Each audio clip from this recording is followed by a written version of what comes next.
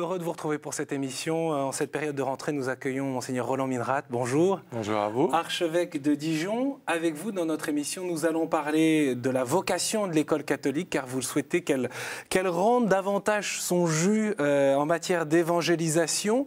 Nous allons également ouvrir le dossier de la catéchèse, car d'ici quelques semaines, quelques mois, un projet inédit va aboutir, puisque dans votre diocèse, on a travaillé un instrument de référence catéchétique. Vous allez nous en dire plus. Je signale d'ailleurs qu'en France, en cette rentrée, beaucoup de diocèses mettent en application le nouveau directoire de la catéchèse à partir de cette rentrée. Peut-être un mot pour commencer, Monseigneur Minrat, si vous le voulez bien, sur votre diocèse, la Côte d'Or, plus de 530 000 habitants, 160 prêtres, dont près de 90 en activité, une trentaine de diacres. Mais au-delà des chiffres, comment décrire vraiment en deux mots la réalité ecclésiale de votre diocèse? Je dirais que c'est un diocèse à taille humaine, où on peut connaître tous les acteurs pastoraux, où on peut visiter toutes les paroisses à un rythme raisonnable. Et c'est un diocèse qui est pour moitié urbain, c'est l'agglomération dijonnaise, et pour moitié, disons, en gros rural. Alors, dans le rural, il faut bien distinguer. Il y a la côte elle-même, la Côte d'Or, la Côte du Vin, les vins les plus prestigieux de Bourgogne que vous connaissez. Et puis, il y a aussi de grands espaces vides, hein, des forêts, etc. Et la population est donc plutôt clairsemée dans la partie rurale.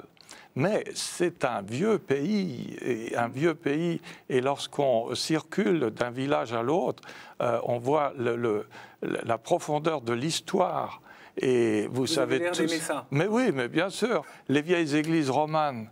Nous avons des églises du XIe, XIIe siècle, bien sûr, en très grand nombre. Et les communes font tout pour les restaurer et les conserver en bon état, pour que cet héritage soit maintenu vivant et à la portée de tous. Dans votre édito du magazine Église en Côte d'Or, le mensuel diocésain, vous parlez d'évangélisation. Évangéliser, c'est un leitmotiv par Mons et par Vaux. Hein. Oui, aujourd'hui partout. Partout, tous nos diocèses doivent se pencher sur cette nouvelle réalité qu'est notre société, qui est, disons, à réévangéliser, puisque beaucoup de nos baptisés nous ont quittés. Beaucoup ne sont plus baptisés, comme c'était le cas il y a encore quelques générations. Oui, mais alors on découvre même que les proches, les pratiquants, les convaincus doivent être évangélisés. Alors, oui, mais bien sûr, mais nous sommes tous évangélisés. Moi, je distingue trois cercles, vous voyez.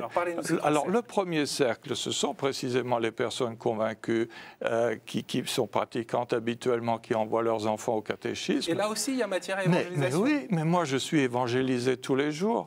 Mais l'évangélisation prend la forme de la catéchèse dans ce cas-là. Donc le chrétien, il a besoin constamment d'être nourri de la parole de Dieu, de l'enseignement du Christ et de le vivre. Donc, ça, c'est le premier cercle. Le deuxième cercle, il est assez nombreux, il est beaucoup plus nombreux. Ce sont les personnes baptisées dans leur enfance, mais qui viennent demander à l'Église juste quelques prestations au moment du mariage. Ils demandent le baptême de leurs enfants, ils demandent les funérailles chrétiennes. Et puis, quelquefois, ils se tournent vers l'Église pour les grandes fêtes. Portes ouvertes, eh bien là, qu'est-ce que nous devons nous tourner vers ces personnes qui souvent attendent de nous le premier geste, attendent d'être visités, qu'on vienne frapper à leur porte, qu'on leur téléphone, comme ça se fait dans certains diocèses, qu'on dise « Ah ben oui, mais vous savez, il y a la paroisse, est-ce que vous connaissez telle personne, est-ce que vous pouvez nous rencontrer ?» Puis il y a le troisième cercle. Alors ça, ce sont les baptisés qu'on perd définitivement de vue et qui quand même reviennent lorsque leur famille vient demander des funérailles. Alors la partie est perdue? Alors non, il ne faut jamais dire qu'elle est perdue. Mais parce que l'Église a toujours eu ces trois cercles.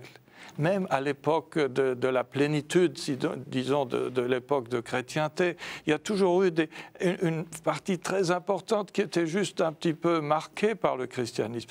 Mais il pouvait revenir au centre. C'est-à-dire qu'à l'occasion d'un événement, d'une fête, ils pouvaient redécouvrir ce qui faisait leur être chrétien. Nous ne devons pas perdre ce troisième cercle. Parce que si nous l'abandonnons, il va aller vers d'autres nourritures, sur d'autres pâturages. Il va aller soit dans d'autres fois. L'offre religieuse est considérable aujourd'hui, ou bien ils vont aller dans l'indifférence religieuse générale.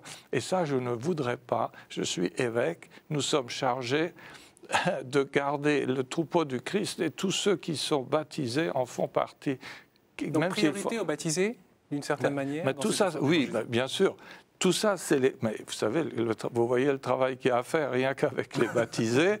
Et bien sûr que notre action, lorsqu'elle est capable de rejoindre les autres, est ouverte à tous ceux qui cherchent le sens de la vie, qui cherchent en quoi nous croyons, en qui nous croyons et ce qui nous fait vivre. Monseigneur Minrad, justement, dans ce sens de l'évangélisation, vous avez encouragé la mise en place de cellules missionnaires, des petits foyers locaux pour vivre sa foi, l'approfondir et puis témoigner, s'engager en tant que chrétien. Antoine van der Straten s'est rendu à Beaune. C'est un reportage.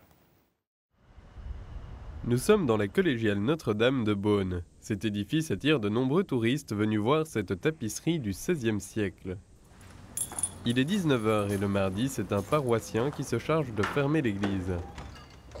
Voilà, donc là, je fais exprès du bruit parce que les gens comprennent comme ça que je ferme l'église. Alors, je fais beaucoup de bruit, comme ça, même parfois 2 fois, quand il y a beaucoup de monde pour qu'ils comprennent bien que je ferme. Voilà. Christophe Voisin est un recommençant. Suite à un pèlerinage en Terre Sainte il y a 2 ans, il s'engage dans les cellules d'évangélisation. Sceptique au départ, c'est finalement à ces réunions qu'il doit sa véritable reconversion. Je compare ça un petit peu quand on va faire ses courses dans une grande surface. Et ben moi, l'église, c'est un peu ça. J'y allais pour des baptêmes, pour des mariages, pour des enterrements, mais je ne donnais rien en échange. Voilà. Et j'ai pris conscience qu'il fallait quand même participer, donner quelque chose en échange.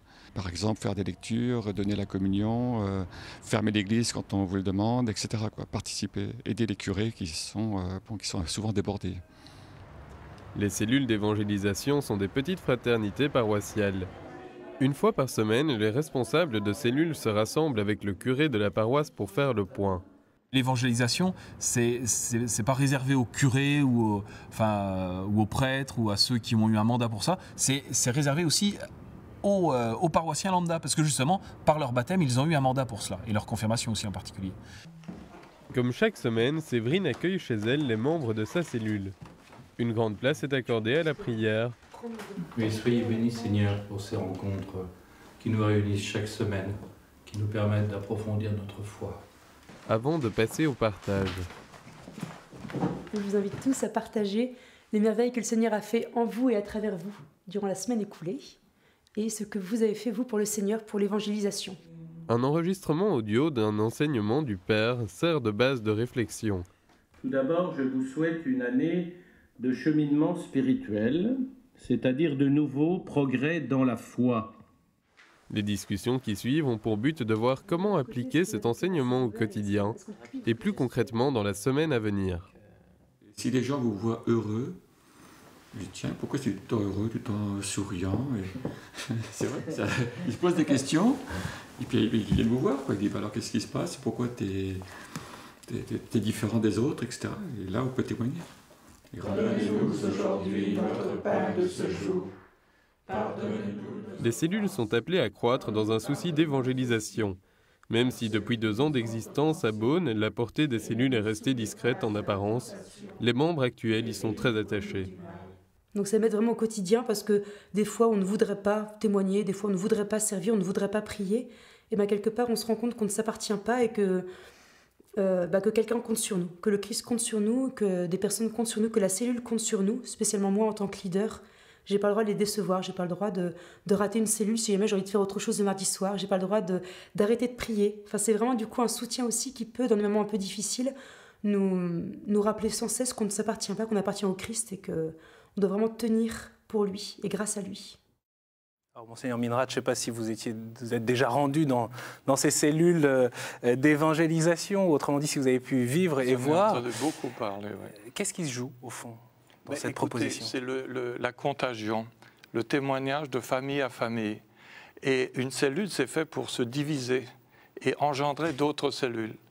Et disons, cette méthode apostolique, elle nous vient d'Italie, de Milan.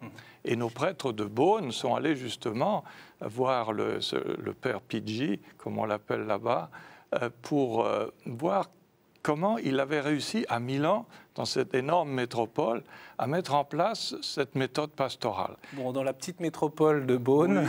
Oui. Ah oui, mais ça marche très bien. Ça fait 2 ans que ces cellules existent. Elles ne se sont pas multipliées autant que peut-être les fondateurs à Beaune l'auraient souhaité? Écoutez, chacune, elles ont leur rythme.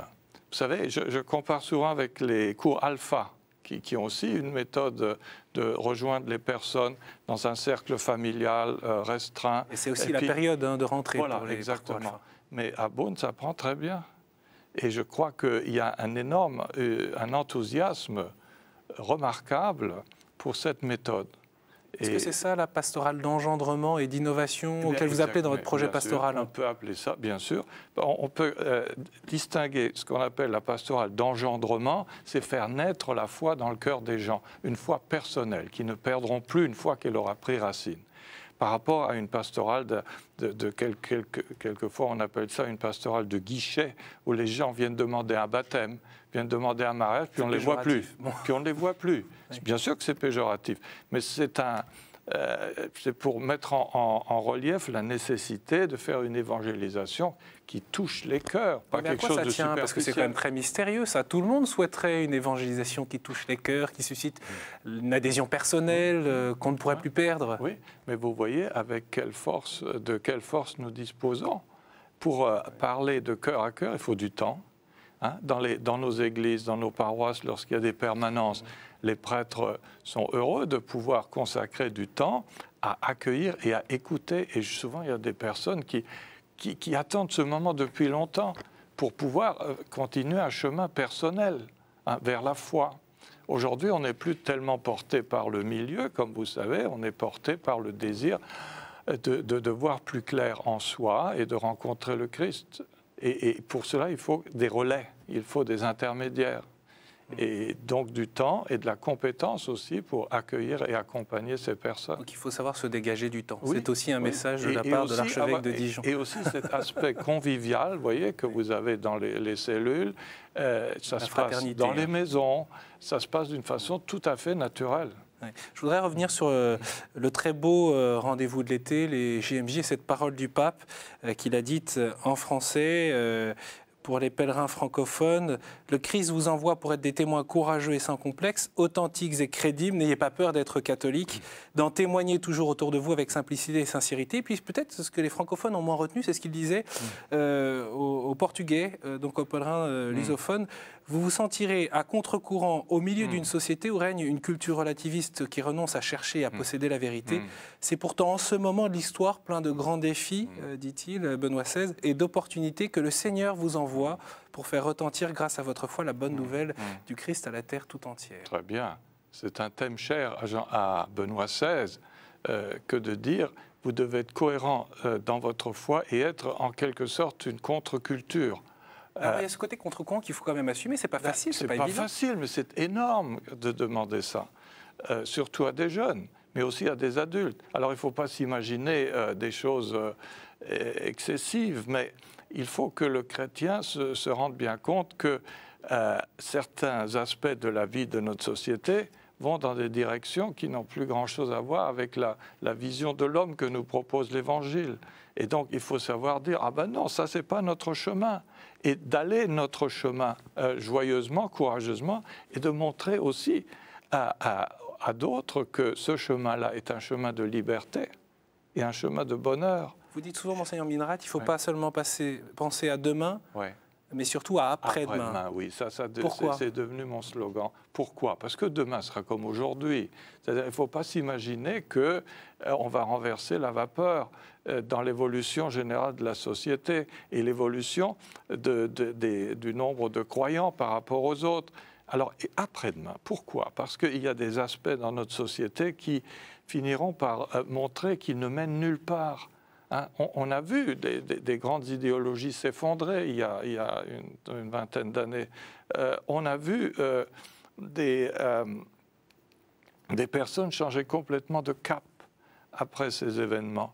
Et donc, dans la vie sociale, il en est ainsi. Si on s'accroche uniquement au développement des idéologies en cours, eh bien, vous savez, ça ne mène nulle part. Vous dites que le phénomène de l'indifférence religieuse aura aussi sa fin. Ça sera différent.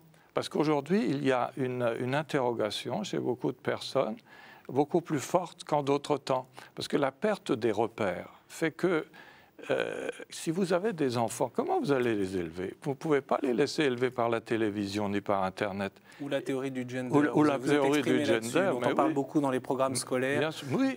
Alors, c'est quand même des sujets... Qui ne reconnaît plus l'identité d'un homme ou d'une femme. Voilà. Ce sont des sujets qui mènent à la confusion.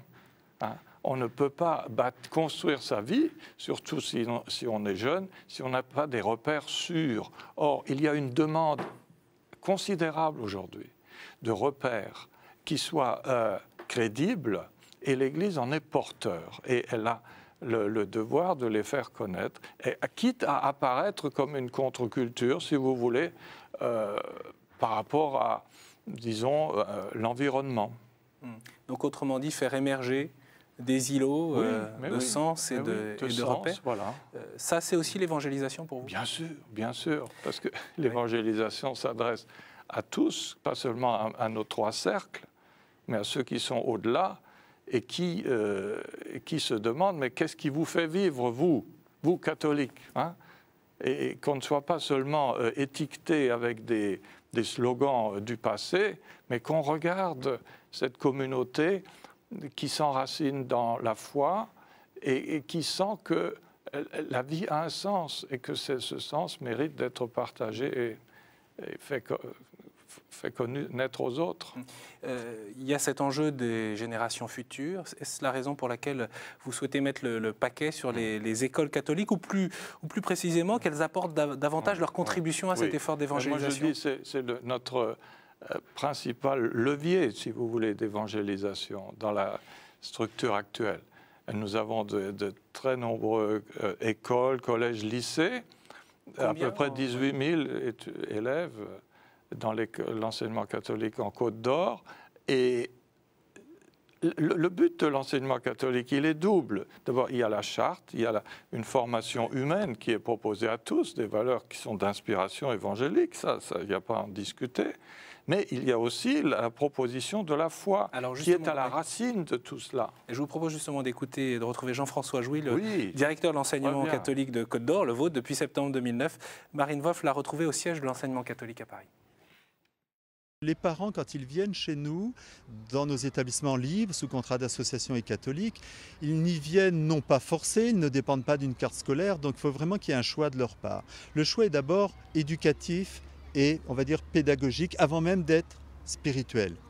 Cet éducatif et pédagogique, il vient sur, encore une fois, cet accompagnement qu'on va pouvoir faire sur un certain nombre de résultats qu'on va pouvoir obtenir, pas seulement un résultat en termes de diplôme, un résultat tout simplement sur l'épanouissement de la personne. Donc ils viennent chez nous parce qu'ils pensent que leur enfant va être un petit peu plus heureux, ou s'il y est, effectivement, ils le sentent bien dans sa peau, et ils vont en faire la promotion auprès de leur entourage.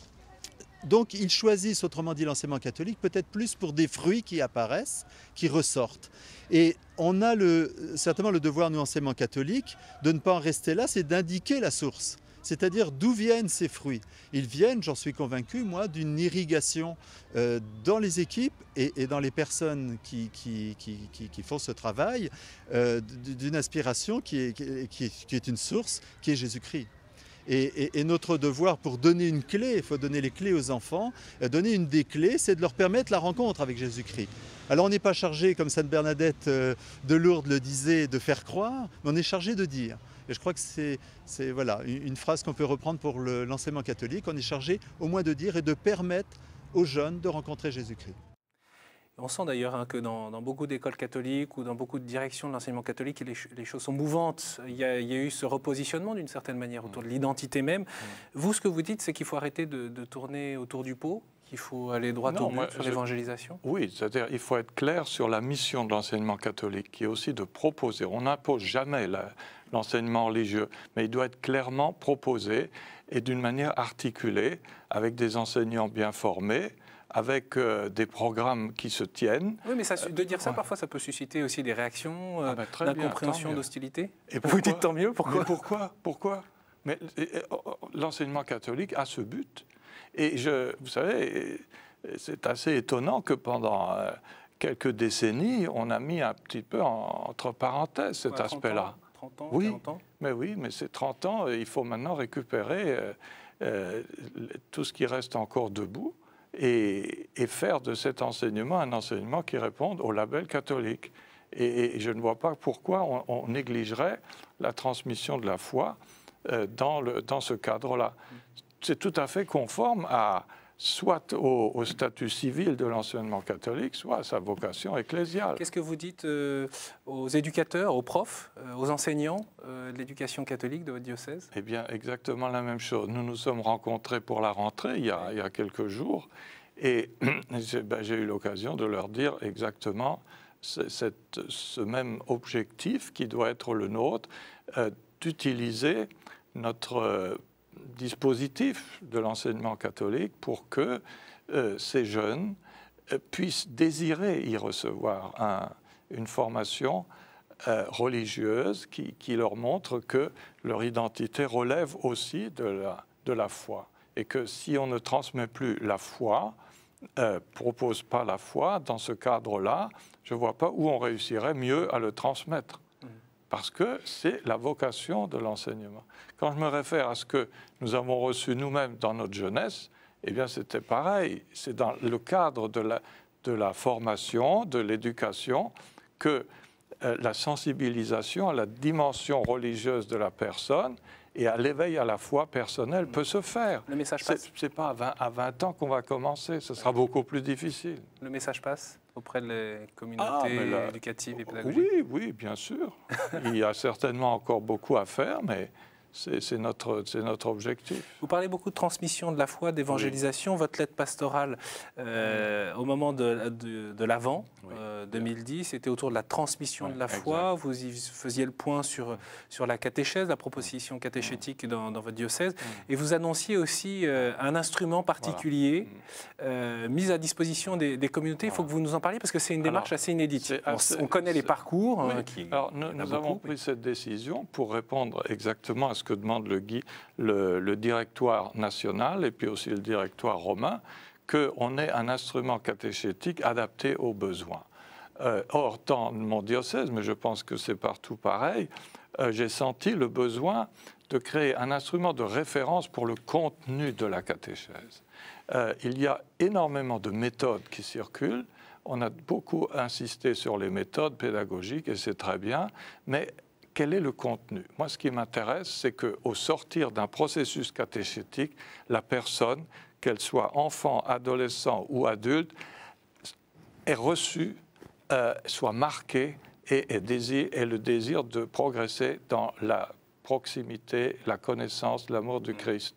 Que ça ne soit pas que des bribes ou des morceaux? Pas des bribes et des morceaux épars. Ce serait le cas aujourd'hui? Alors, ce serait le risque? Écoutez, le risque est là, parce qu'il y a beaucoup d'instruments pédagogiques qui vont dans un sens, et on ne voit pas la cohérence de la formation chrétienne. Alors, ce guide, son originalité, c'est de proposer 3 entrées par âge, enfant, adolescent, adulte, entrecroisées avec les 3 dimensions de la catéchèse que sont la première annonce, le kérigme, l'initiation chrétienne qui mène au sacrement de l'initiation et l'approfondissement de la foi qui s'appelle la mystagogie d'un beau et grand nom. Alors, le tout étant progressif, étant illustré pour que ce soit attirant et qu'on ait envie d'en savoir plus. Et notre idée serait la suivante, c'est que cet instrument de référence soit dans les familles un endroit où on va rechercher une réponse quand on discute, où on sait trouver la cohérence de l'ensemble du message chrétien. C'est quoi pour vous le grand défi autour de la catéchèse? Vous insistez beaucoup sur le rôle à la fois des paroisses, en disant que c'est le centre catéchétique par excellence, mais la nécessité de l'engagement de la famille. Vous-même, vous dites d'ailleurs que l'évêque est catéchète avant tout. Ah oui, mais ça, c'est pas moi qui l'ai dit pour le premier. Regardez Saint-Augustin. Bien sûr que notre premier rôle, c'est le catéchète, c'est celui qui enseigne la foi. Et donc, nous devons retrouver le rôle primordial de la famille, parce que si on envoie un enfant au catéchisme et qu'il n'y a aucun répondant à la maison, l'enfant va dire « mais ce n'est pas très important cette affaire-là ». Il est sûr que l'idéal est qu'un enfant soit accompagné par sa famille dans le temps de sa formation catéchétique, et par là on redonne goût aux générations plus avancées de se replonger dans ce qui est la structure de du message chrétien. Et c'est à cela que je voudrais inviter ceux qui utiliseront ce guide catéchétique qui va être prêt dans les temps. Au moment de la sortie. Absolument. L'engagement missionnaire est bien vivant en Côte d'Or. Un grand merci, Monseigneur Minrad, pour cet échange. Merci à tous pour votre fidélité. Bien sûr, on se retrouve la semaine prochaine.